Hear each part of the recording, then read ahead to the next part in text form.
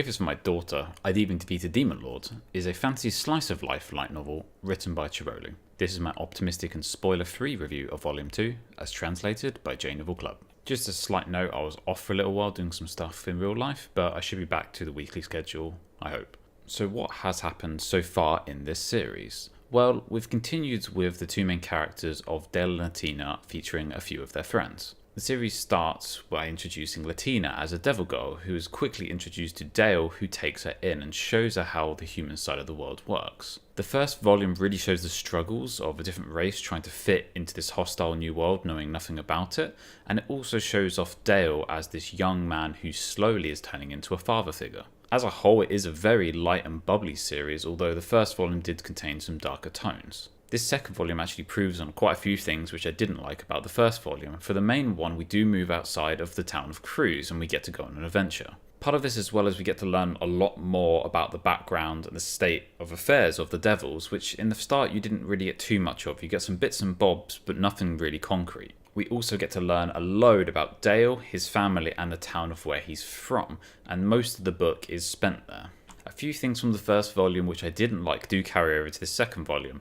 For one, Dale and his use of the word cute does continue onwards, and that is forever will be an annoyance, I can imagine, with this series. One thing I did like about the first volume was that kind of racism of the devil versus human, because those two races are at war. And one thing I don't like about this second volume is there isn't really too much of that. Everyone just kind of goes, well, oh, she's a devil girl. I mean, she's cute though, so everything's okay. Another thing which could either be good or bad depending on how you feel is that the cast was consisting of basically 4 characters: Dale, Latina, Kenneth, and Rita. Despite the whole of this book pretty much spending its time outside of Cruz, Rita and Kenneth are still talked about a fair amount, so clearly they are main characters for the long haul. In contrast, the people you're introduced to in Dale's town clearly aren't going to be main characters in the long haul. When they go to this town and do very specific things, it's clear that they're fulfilling a specific purpose and telling you about the world, so I don't expect to see any of the characters we meet in this town again in the series. The one last main gripe that I had with the second volume rather than the first volume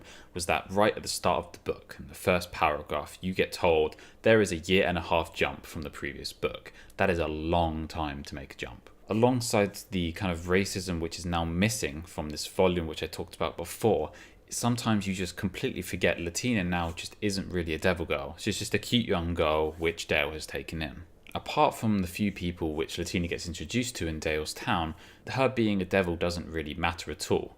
You get a little bit of conversation with another character about the heritage of devils, but apart from that, the rest of the book doesn't care that Latina is a devil at all. Even though I see this as kind of a downside, I feel like it could be good or bad depending on how you feel. You may not care, but I like to think of it that the volume 1 spent the whole of the book building up the fact that Latina is a devil, and now in this book, kind of doesn't really matter.